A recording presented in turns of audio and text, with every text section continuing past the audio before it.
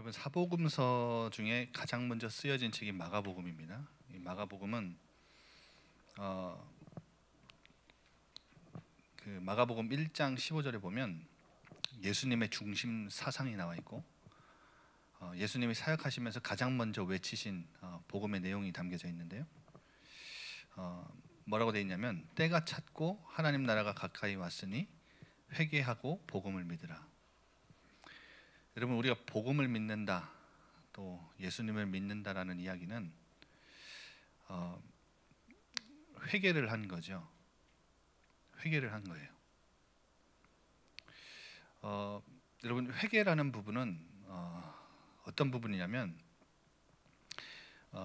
회개는 기본적으로 죄에서 떠나서 하나님께 돌아가는 걸 의미합니다. 죄의 길에서 떠나서 하나님께 돌아가는 거.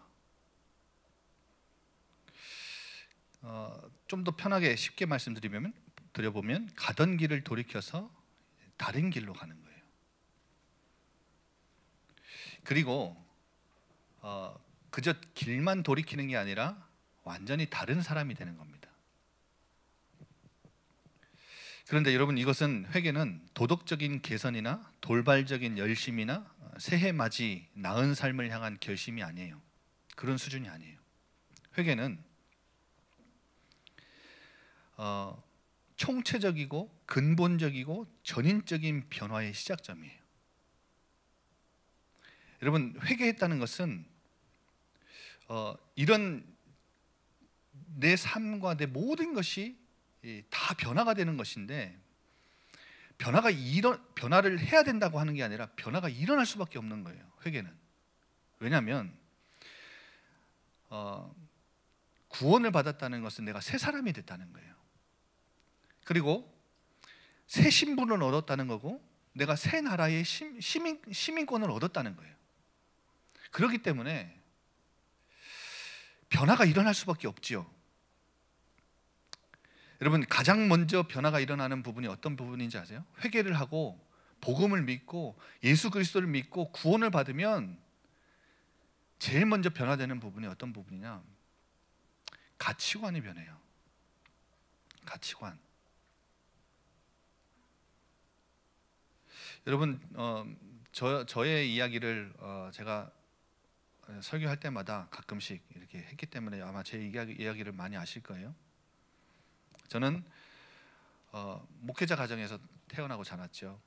근데 우리 아버지가 부목사님으로 사역하시고, 이제 제주도에 처음 내려가셔서 이제 그 담임 목회를 처음 시작하셨는데, 그때까지만 해도 그렇게 경제가 어렵거나 그러지 않았어요. 근데 이제 아버지가 제주도 처음 내려가셔서 그 담임 목회를 하신 그 교회에서 불과 한 2, 3년 만에 문제가 생긴 거예요. 그래서 어떤 그 사람들이, 이제 어떤 사람이 조금 그 우리 목사 가정에 조금 이상한 이런 일들을 해가지고 저희 가정이 더 이상 이제 그곳에 있을 수가 없어서 개척을 하기 시작했어요. 그래서 개척을 했는데, 그때부터 이제 가정이 너무 어려워진 거죠. 그래서 그때부터 저는 그 가정 환경과 그리고 그 환경이 저에게 가져다주는 그런 상처들 때문에, 무엇이 제가 어릴 때부터, 이제 초등학교도 들어가기 전부터였으니까, 뭐가 제 머릿속에 각인이 되냐면, 돈 벌어야 되겠다. 그래서 지난번에 제가 2부 예배 설교, 1, 2부 예배 목사님 담임 목사님 미국 가셨을 때 설교할 때 제 신앙의 고백이 담겨져 있는 설교를 하면서 이렇게 간증을 했잖아요. 저는 중학교 2학년 때 예수님을 영접했지만 제 마음속에 돈 벌어야 되겠다, 이 우상이요, 제 안에 가득했어요. 예수님을 믿고 회개를 하고 했지만 제 삶이 총체적인 변화가 일어나지 않은 그런 삶을 살다가요, 어느 한순간 하나님이 은혜 주셔서 변화되기 시작한 거죠. 그때 저는 진짜 회개한 것 같아요. 진짜 비로소 진짜 제 삶이 총체적인 변화가, 전인적인 변화가 시작되는데, 내가 제 마음속에 돈 벌어야 되겠다, 돈이면 된다라고 생각하고 쫓아가면서 살았던 그 수십 년의 삶이 가치관 하나가 변하니까 완전 송두리째 다 바뀌었어요. 여러분, 가치관, 사람은 잘 안 변하잖아요. 근데 가치관이 변하고 세계관이 변하면 사람은 변화합니다. 여러분, 예수 그리스도를 믿고 회개하고 복음을 믿는 하나님의 사람은 이전에는, 지금까지는 옳다 생각했던 것들을 미워하고, 그리고 혹은 미워했던 것들을 사랑하게 돼요. 그리고 저는 여러분 청년들에게 앞에서 계속 복음을 이야기하고 말씀을 전달하면서 우리 청년들이 어떤 청년들이 됐으면 좋겠다라는 그림을 딱 갖고 항상 설교를 하냐면 이런 사람이에요. 어떤 사람이냐? 세상이 절대적으로 여기는 대상들을 상대화하며 살아가는 청년. 이런 삶이 어디서부터 시작되느냐? 회개를 통해서 시작되는 거예요. 여러분, 한마디로 하나님 나라의 가치관과 세상 나라의 가치관이 충돌을 하지요. 내가 구원을 받았어요. 새 나라의 새 신분을 가지고 새 사람이 됐어요. 새 나라의 그 축복 속에서 하나님 나라 나라를 누리며 그 복 속에서 살아요. 그 복을 누리며 살아요. 그런데 이전에 내가 누리던 세상의 복과 이 가치관이 충돌을 하죠. 여러분, 이 하나님 나라의 가치관과 세상 나라의 가치관이 충돌되는 이 충돌, 이 싸움에는 정말 무서운 싸움이에요. 화해가 없어요. 공존이 없고요, 타협이 없어요. 한마디로 중간과 절충이 없어요. 이 싸움은 하나가 전복되는 싸움이에요.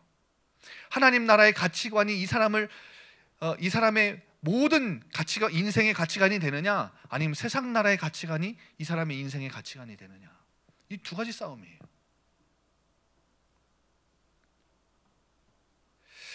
여러분, 가치관, 세계관이 변한다는 말은 무엇이 변한다는 말이에요? 가장 실질적으로 여러분, 가치관이 바뀌었다. 내가 이전에 구원받기 전에는 최고로 내 인생에 가치 있다고 여겼던 이것이 바뀌었다는 것은 우선순위가 바뀌었다는 말이에요. 우선순위.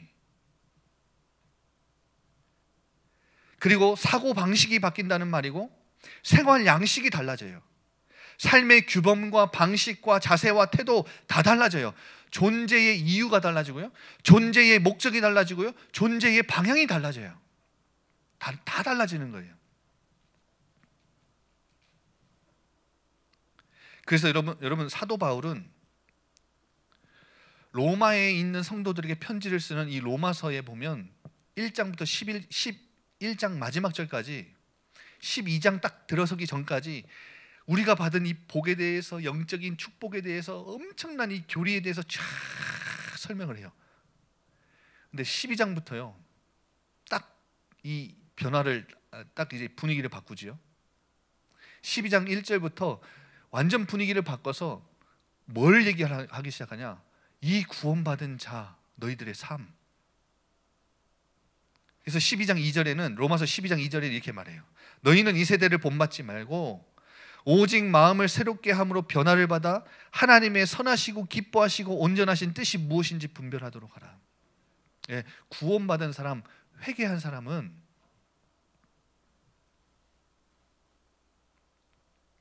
변화를 입을 수밖에 없어요. 왜냐? 하나님이 선하시고 기뻐하시고 온전한 뜻, 그걸 이루어드리기 위해 살아가는, 거기에 인생의 방향을 딱 맞추기 때문에, 인생의 방향을 바꿨기 때문에 변화가 일어날 수밖에 없어요. 그래서 우리 청년들 기억하세요. 우리는 이중국적자예요. 이중국적자. 대한민국 땅에 살면서 대한민국의 시민권을 갖고 살지만 우리는 동시에 하늘나라의 시민권을 갖고 사는 사람이에요. 그런데 이 이중국적은 참 특이해요. 이 세상에 살지만 세상에 속한 자가 아니라 세상을 살리는 자로, 세상에 적응하며, 세상 나라에 적응하며 사는 자가 아니라, 세상 나라를 본받으며 사는 자가 아니라, 세상 나라가 절대적으로 여기는 모든 것들을 다 상대화시키며 사는 자들. 그래서 여러분, 절대적인 게 사라지는 게 아니라요, 절대적인 대상이 바뀌는 거예요. 세상 사람들이 절대적으로 여기는 게 뭐예요? 돈, 명예,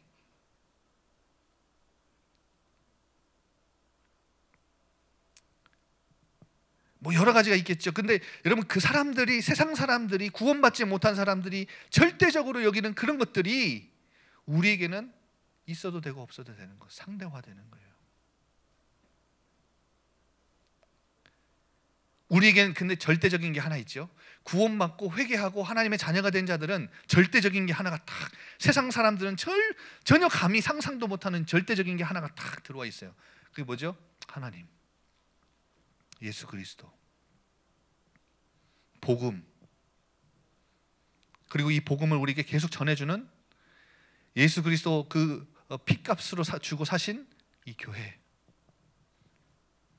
그리고 우리 주님이, 우리 하나님이 지금도 이루어가고 계시는 하나님 나라를 확장하는 전도와 선교, 여러분 우리에게 주신 사명, 이런 것들이 우리 삶의 가장 절대적인 것이 다 되는 거예요.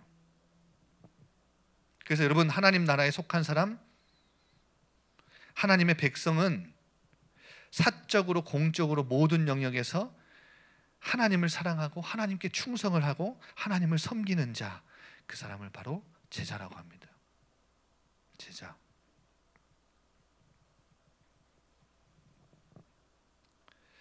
여러분, 오늘 예수님이 오신 이유에 대해서 마태복음 말씀에 나오죠. 근데 여러분, 그 예수님이 참 재미있고 특이한 말씀을 하세요. 여러분, 예수님은 화평의 왕이시잖아요. 예수님이 가지고 오신 하나님 나라는 화평의 나라예요. 또한 예수님이 그렇게 가르치죠. 제자들은 화평케 하는 자다, 이렇게 가르치셨어요. 그런데 예수님이 오신 이유가 화평을 주러 온 것이 아니라 뭘 주러 오셨대요? 검을 주러 오셨대요. 칼을 주러 오셨대요. 여러분, 심지어 그 예수님이 마지막에 그 십자가 지시기 전에 잡혀가실 때 대제사장들이 잡으러 왔잖아요. 근데 대제사장의 이 종, 한 사람 종이 예수님을 붙들려고 하니까 제자 중에 한 사람이 칼을 꺼내서 그의 귀를 잘랐잖아요. 그러니까 그때 예수님이 하신 말씀이 마태복음 26장 52절에 나오는데 뭐라고 말씀하시냐면, 야, 칼을 도로 집어넣어라. 칼을 가지는 자는 다 칼로 망한다. 그렇게까지 말씀하신 주님인데 갑자기 오늘 화평을 주러 온 것이 아니라 칼을 주러 오셨대요. 무력을, 검을 주러 오셨대요. 여러분, 하나님 나라는 무력으로, 폭력으로 세우는 나라가 아니잖아요. 그런 세상 나라가 아니잖아요.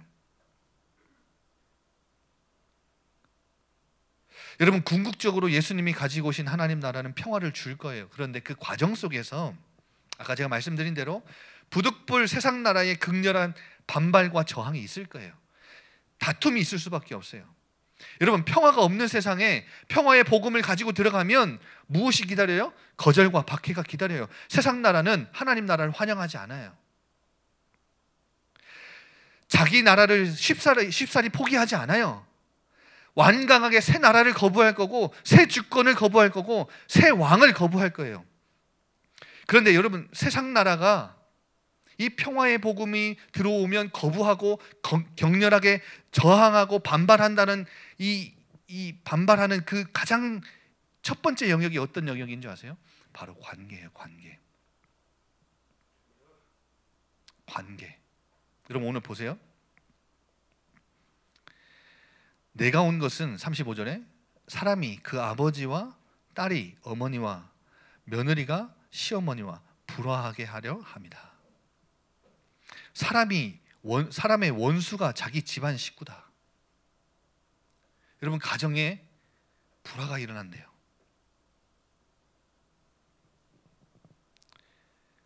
여러분, 왜 가정에 가장 가까운 관계인 가족 간에 불화가 일어난다고 말씀하시는 거예요? 구원받고 회개하고 구원받은 하나님의 사람은 사랑과 충성의 대상이 바뀌기 때문에 그래요. 여러분, 이게 구원의 실제예요. 여러분, 구원받았다는 것이 어디서 증명되냐면요, 여러분의 이 땅을 살면서 이 관계에서 드러나요.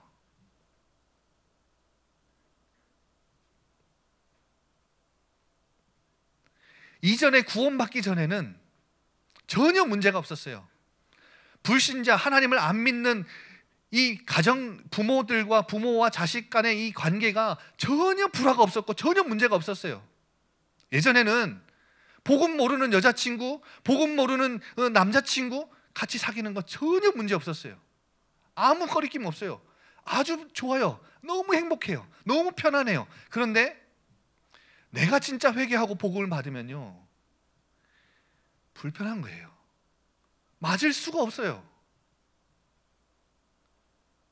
충돌과 다툼은 발생할 수밖에 없어요. 여러분, 이건 피할 수가 없는 거예요. 왜냐하면 가족 중에 누군가, 이 복음을 받은 누군가는 예수님을 사랑하고 예수님을 따르기 때문에. 그런데 이 회개하지 않고 복음을 모르는 이 가족은 아무리 부모라고 할지언정 예수님을 사랑하지 않고 예수님을 따르지 않기 때문에 적대 관계가 일어날 수밖에 없다는 거예요.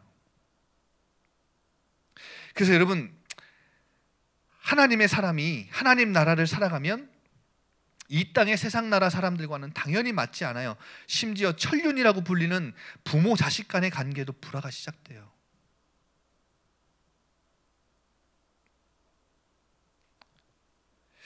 여러분, 제자의 길을 걸어가는 이 제자도의 핵심은 십자가입니다. 이 사명의 길을 걷는 것도 억지로 하는 게 아니라 뭐가 없으면 안 돼요? 사랑이 없으면 안 돼요. 내가 주님을 진짜 사랑하고 진짜 회개하고 복음을 믿고 주님을 사랑하면 주님이 원하시는 이 십자가의 길, 죽음이 기다리는 십자가의 길, 아무리 고통과 채찍과 핍박이 기다리는 십자가의 길도 나는 걸어갈 수 있어요. 억지로 가는 게 아니니까. 근데 여러분, 사랑하지 않는데 그 길을 가라? 미칠 것 같아요. 죽지요. 여러분, 그래서 요한복음 21장에 예수님을 3번이나 부인하고 도망간 베드로에게 예수님은 찾아오셔서 뭘 물으시죠? 딱 하나 물으셨어요. 딱 하나. 3번 반복해서 딱 하나 물으셨죠. 뭐 물으셨죠? 요한의 아들 시몬아, 네가 나를 사랑하느냐? 그냥 그거 하나 물으셨어요. 사랑하면 모든 게 회복되고, 사랑하면 베드로에게 하나님이 정해주신 그 십자가의 길을 묵묵히 따를 수 있으니까.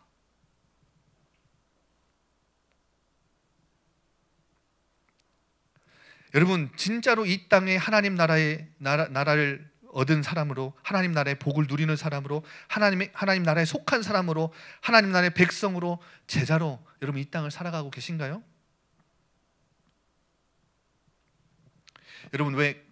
여러분 주변에 있는 관계들을 한번 살펴보세요. 어떤 한 친구가 나랑 정말 너무 친해가지고 이 둘과의 관계가 너무 돈독해갖고 지금 남자친구를 못 만날 만큼 이 여자 둘이가 너무 친해가지고 막 이래 사귀다가 같이 지내다가 어느 날 둘 중에 한 명이라도 남자친구가 생겼다고 생각해보세요. 그런 적 있으시죠? 남자친구가 생겼어요. 한 명이. 내 친구가 남자친구가 생겼어. 그러면 당연히 자연스레 나는 어디로 밀리죠? 후손위로 밀리죠. 여러분, 애인이 생기면 내 친구가, 그토록 친했던 친구가 나 없으면 죽을 것 같다라고 했던 그 친구가 남자친구가 생기면 나는 자연스레 뒷전으로 밀려나요. 애인이 생겼으니까. 날 만날 시간에 애인을 만나고 나랑 같이 볼 영화도 애인이랑 봐요. 여러분, 보통 이제 결혼하면 그 결혼한 남편과 부인과 함께 시간을 더 많이 보내죠. 저도 저랑 이제 신학교 다닐 때 같이 친했던 몇몇 친구들이 있는데, 저희 와이프 만나고 와이프랑 가까워지고 와이프랑 시간을 더 많이 보내고 연애하면서 그 친구들 만날 시간들 많이 이렇게 줄여지더라고요. 그러니까 줄이려고 줄인 게 아니라 그냥 사라져요. 자연스럽게. 그건 자연스러운 거예요. 뭐 서운해할 것도 없고 그냥 관계는 그렇게 정리가 되는 거예요. 여러분, 결혼을 했어도 뭐 친구들 가끔씩 만나는 친구들도 있겠죠. 근데 이 친구들이 애를 낳으면 이제 그때부터는 거의 얼굴 보기 어려울 거예요. 왜? 엄마가 됐으니까, 아빠가 됐으니까. 제가 뭘 말씀드리고 싶은 거예요? 새로운 어떤 한 관계를 맺기 시작하면 그 전에 맺었던 관계들은 정리가 되지요. 여러분, 내 주변의 모든 관계들을 다 펼쳐놓고 예수님을 사랑한다는 것은 내 주변의 모든 이전에 내가 예수님을 만나기 전에 맺었던 관계들을 다 펼쳐놓고 예수님을 모든 관계 속에서 최우선에 딱 두고 재배치, 재배열하는 거예요. 그게 예수님을 사랑한다는 말이에요. 예수님을 사랑한다는 말은 그냥 예수님 날 구원해 주셔서 감사합니다, 사랑합니다. 그러면 물론 그렇게 믿음의 고백하고 표현할 수 있지만 여러분의 삶에서는 어떻게 나타나냐? 내가 주님을 사랑하기 때문에 다른 관계들은 다시 다 재배치가 되는 거예요. 그게 진짜 주님을 사랑하는 거예요. 예수님을 내 인생의 최우선에 두고 다른 관계들을 재배치하는 것. 부모, 자녀, 친구, 이웃, 세상에서의 관계들이 예수님의 주권 아래 있을 수 있게 재정렬을 해야 돼요. 그게 주님을 사랑하는 거예요. 혈육이라도 앞설 수가 없어요. 불신자 부모님이 너 교회 가지 마라. 너 교회 가면 내가 너 호적 파버리겠다. 이렇게 협박해도요. 여러분 절대 양보할 수 없는 관계가 예수님과의 나와의 관계가 맺어지는 거예요. 그게 구원이에요. 그래서 여러분 오늘 본문을 오해하지 않았으면 좋겠어요. 예수님보다 더 사랑하는 거 없으니까 우리 부모님도 덜 사랑하고 이런 말이 아니라 내가 주님을 진짜 사랑하면 관계는 재배치되고 재정렬될 수밖에 없는 거예요. 그게 구원받은 자예요. 구원받은 자의 실제예요.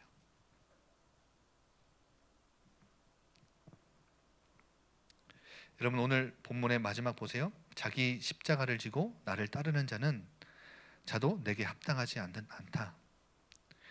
십자가를 지고 주님을 따르지 않는 것 합당하지 않대요. 여러분 하나님 나라를 완성해 가고 확장해 나가는 이 사명을 짊어지고 주님의 길을 따라가는 것, 그것이 바로 제자인데요. 우리가 짊어져야 될 십자가는 예수님의 십자가처럼 죽음이 전제되어 있어요. 그런데 39절의 말씀처럼 자기 목숨을 얻는 자는 잃을 것인데 나를 위해, 주님을 위해 자기 목숨을 잃는 자는 얻게 된대요. 십자가의 길은 고난의 길이고 죽음의 길이지만 뭐가 기다리고 있어요? 영원한 생명이 기다리고 있어요.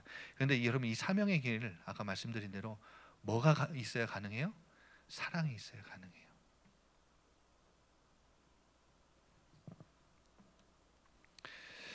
여러분 한번 한 주 동안 나는 회개한 사람으로서, 가치관이 변화한 사람으로서, 우선순위가 바뀐 사람으로서, 하나님 나라에 속한 사람으로서 이 땅을 살지만 구원받은 이후에 내 관계가, 세상에서의 내 관계가 그대로인지 아니면 변화가 있는지 한번 점검해 보세요. 내가 진짜 주님을 사랑하는 사람이 맞는지. 우리 시간 다 같이 찬양하면서 하나님 앞에 고백을 드리고 또 예물을 드렸으면 좋겠습니다. 예수님 앞에 우리를 죽기까지 사랑하시고 우리를 위해 구원의 길을 열어주신 그 예수 그리스도,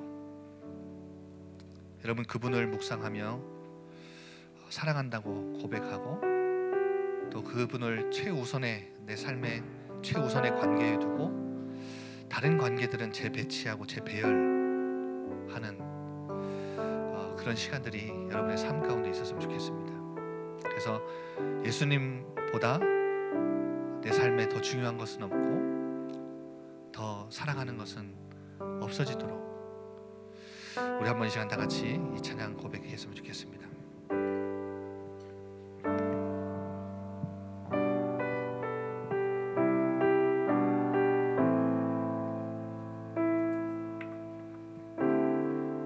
예수 사랑합니다. 예수 사랑합니다. 사랑합니다. 온 마음 다하여 오직 주님 한 분만 간절히 더 원합니다. 다시 한 번 더 고백합시다. 예수 사랑합니다. 예수 사랑합니다. 사랑합니다. 온 마음 다하여 오직 주님 한 분만 간절히 더 원합니다.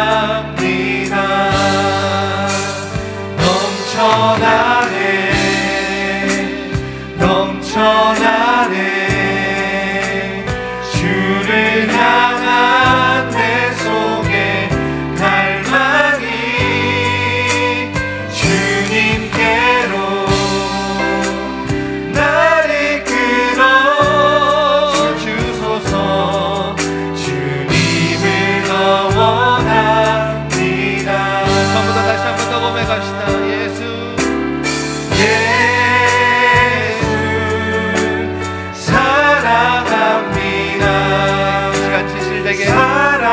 하나님 앞에서 진실된 고백을 하나님 앞에 드리겠습니다. 오직 주님 한 분만 간절히 더 원합니다.